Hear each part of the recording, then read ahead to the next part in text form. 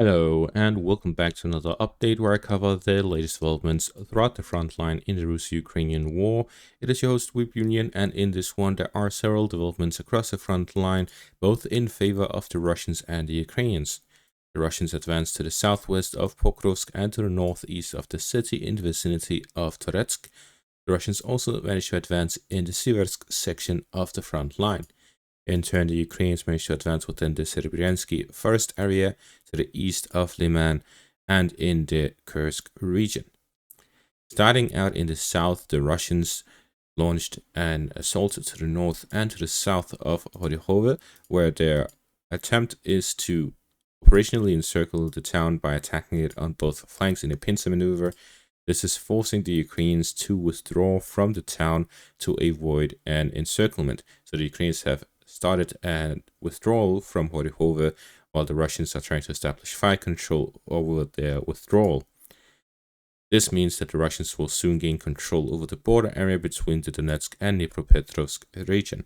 With the recent advances to the north of the fortified position and through Oleksandro, we can see that the Russians have also begun their offensive operation to gain control over the northern flank of the defensive line of the Ukrainians along the Vovcha River line and the highway, to which they will start storming the defensive fortifications from the weak point at the northern flank.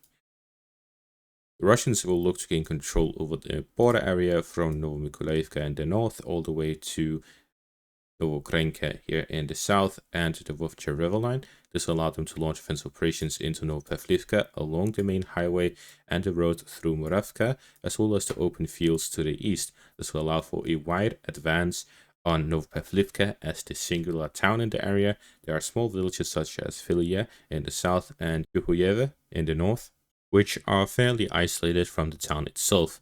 The Russians will try to gain control over Novopavlivka, which will allow them a logistical hub for future offensive operations in the north towards Hihova and in the west towards Ivanivka on the flank of the remaining parts of the southwestern parts of the Donetsk region. To the northeast of Pocrosk, the Russians made several advances, including a large one towards Oleksandro Kalynove, where they managed to enter the town. Two soldiers managed to riding on motorbikes. The Russians here managed to gain control over a vast area north of Soria following the capture of the town, and this has allowed them to secure the road leading up to Oleksandro Kalynove. There's no concrete road, there's a dirt road leading up towards Oleksandro Kalynove, with a small forest patch here as a waypoint. Besides that, there's practically no cover for the Russian forces leading up to the town. This is making it difficult for the Russians to establish themselves within the town, as it will likely see the main push coming through the highway to establish a supply line into the town from alongside the highway. At the same time, we will see offensive operations by the Russians here on the western bank of the Kalynivka River to enter the eastern outskirts of Yablonivka, right next to Oleksandro Kalynove.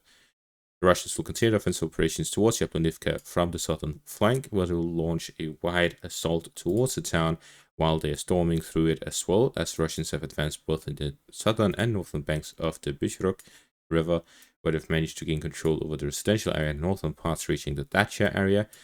And at the central parts, the Russians continued offensive operations throughout to the eastern parts, where they're looking to gain control over the next road leading up to the town for an additional supply road leading into it. And following that, there'll be no additional roads until the one near Oleksandro Kalynove. This is why the Russians are launching simultaneous offensive operations on the eastern and western flanks. This is to gain control over all the roads leading up to it at the same time. Gaining control over Oleksandro Kalynove and Yablonivka will allow the Russians to secure the southern flank of Kościantinivka, start offensive operations towards Stepanivka, Tovhavelka, and Roshkishne, and also allow the Russians to flank the positions of the Ukrainians to the northwest of Tretsk. The Russians are here fighting over the industrial area in the northern parts of the city, gaining control over which will allow them to operationally encircle the Ukrainian forces operating in the northern flank of the city. With a combined assault by the Russian forces in the northern parts of the city and from the industrial area, the Russians will be able to cut off the Ukrainian forces operating in the northeastern parts of Tretsk. At the same time, with operations coming from the western flank, the Russians will be able to completely encircle the Ukrainian forces by launching combined assaults from the eastern and western flanks to operationally encircle the Ukrainian forces operating within the towns of Klebenvik, Katerinivka, Novospassky, and Sherbinivka. Also cut off the Ukrainian positions within Tretsk. The objective of the Russians right now is to secure the fortified positions and the industrial area along the highway in the northern flank of Tretsk, at the same time to gain control over Yablonivka and Oleksandro Kalynove, to open up the road towards Katerinivka and Klebenvik, and operationally encircle the Ukrainian forces in the northwestern flank of Tretsk. Further to the north, in the Seersk section of the front line, the Russians managed to gain control over the northern flank of Kamyansky and started storming the fortified positions of the Ukrainians to the northwest of the town. At the same time, the Russians advanced along the first lines and first patches to the south of RUAF. They attempted to operationally encircle the fortified positions to the southeast of the town and gain control over the forest patch area. Continue advancing along the first lines and to capture the fortified positions and reach Cibrianski in the northern flank, and to fight over fortified positions directly to the east of Seersk. This will open up the road for the Russian offensive operations to start the battle over Seersk here to the west of Kamyansky and Hryorivka. For the Russians to start storming Seersk itself, they'll need to secure Novoselivka and fortified positions here just west of Kamyansky, the fortified position to the northwest of the town, and the fortified positions outside Cibrianski. This will open up the road for Russian forces to directly assault Seersk, both on the northern and directly to the west of Kamyansky, and through the Hryorivka-Cibrianski direction. Gaining control over Seersk will significantly improve the logistical situation for the Russians and allow them to operationally encircle the Ukrainian forces operating within the Cibrianski first area, with assault groups forming north through Dibrova and to the south through Seersk. The Russians will have significant advantage over the Ukrainian forces in the area and can force a withdrawal from the Ukrainian forces in this section of the front line. It has become very difficult for the Russians to deal with the Ukrainian forces within the Cibrianski first area, as is evident with their new advance here in the first area, but managed to advance to the east, storming some of the trenches of the Russian forces within the first area. The most significant advantage the Russians have is their firepower advantage, and this is largely negated in a first battle such as the Cibrianski first area. In the Cibrianski first, the trees are very dense, which makes it difficult for vehicles to operate unless it is one of these roads that go through the first area. As we can see here, then the Russians will not be able to make use of any of their advantages. Instead, the Ukrainians have entrenched themselves deeply within this forest area for many years now, since 2023. And through the fighting here, we see that the Ukrainians are the ones mainly launching any attacks. From my recap map in 2024, we see that the Ukrainians managed to recapture positions here in the first area in June. From 16th of June to the 29th of June, they managed to capture this portion of the first area, northern flank of Hryorivka, and along the positions which established the current front line. In 2023, we also saw Ukrainian advances. The last Russian advance within the Cibrianski first area was in June of 2023, following which the Ukrainians launched some counterattacks to recapture positions in October and December of 2023. So since October of 2023, the only one that has advanced within the Cibrianski first area is the Ukrainian side. The only advance the Russians have made within the Cibrianski first area since June of 2023 is this advance here northwest of Dibrova. Based on this, we can see that the Ukrainians are making full use of the advantages within the Cibrianski first area. When the Russians had control over this area, they did not have a lot of soldiers available, and at the same time they wanted to press the advantage as much as possible, and that means avoiding the forest areas during the fights to take advantage of their superior number of vehicles, tanks, armored personnel carriers, and infantry fighting vehicles. This led to the Ukrainians basically having a free reign over the Cibrianski first area, as they poured a lot of infantry into it, which allowed them to capture everything up to the southern flank of Kremenna. You can also see that the deepest the Ukrainians went was through the Cibrianski forest area, while they failed to achieve much or any significant advances here to the west of Kremenna. To the east of Torske, the Ukrainians managed to recapture several fortified positions. The Russians were forced to withdraw from Torske, which means that they had to restart offensive operations in the northern flank, and due to the losses they suffered through the Battle of Torske, the Ukrainians were able to take advantage of their withdrawal to launch their own counterattacks, catching the Russian forces off guard, and over the past few days they launched operations to recapture the fortified positions to the east of the town.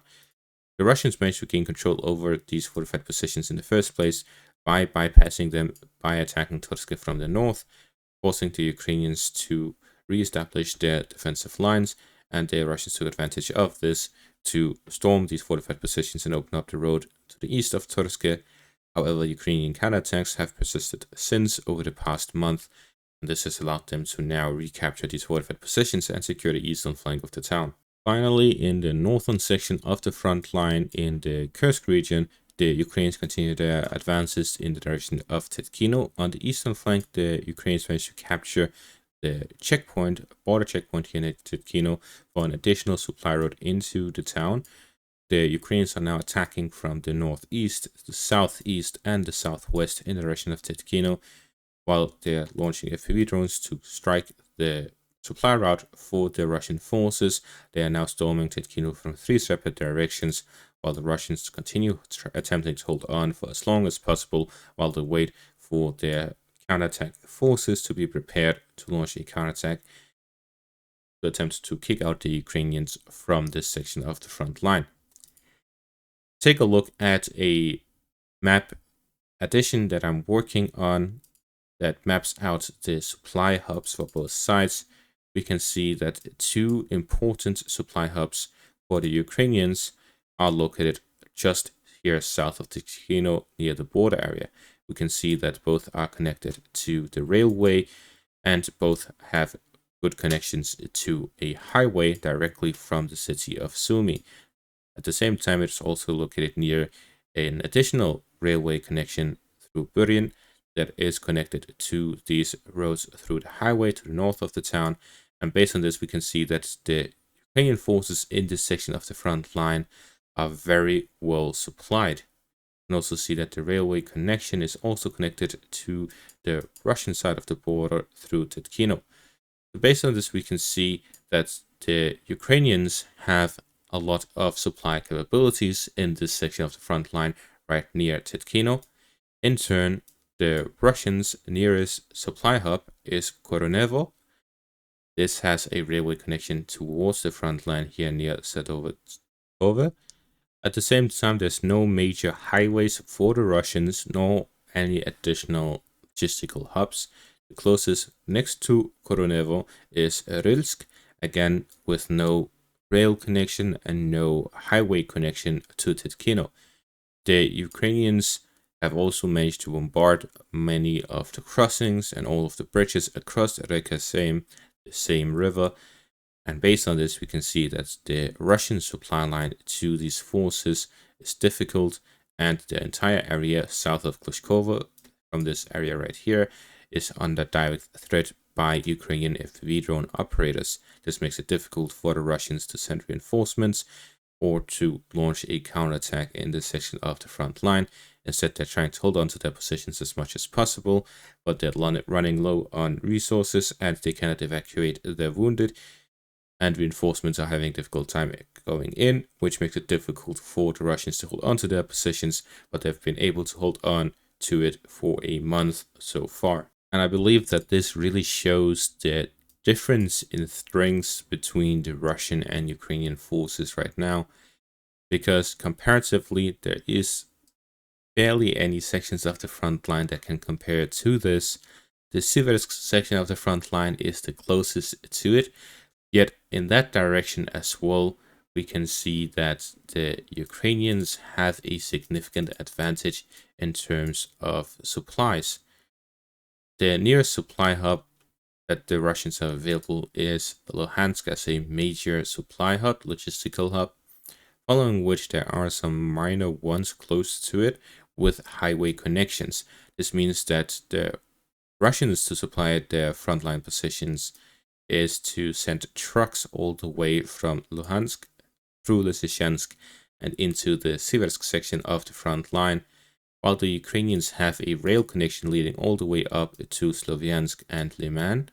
This allows the Ukrainian forces to supply their forces with a short distance from the Sloviansk-Konstantinivka line to the Seersk section, where they have a stable front line. The Ukrainian supply line is 3 times shorter than the Russian one, and the Russian one is largely through open fields, while the Ukrainians have a lot of fortified positions to establish themselves within. The Ukrainian positions are simply significantly superior to the Russian ones, where in comparison in the northern section of the front line, the Ukrainians have every advantage, yet they have still not managed to gain control over the town after a month of fighting. And that is going to be all for this update. Thank you for watching. Make sure to leave a like, subscribe, check out my Patreon and YouTube membership for additional content. Thank you for watching and have a great day.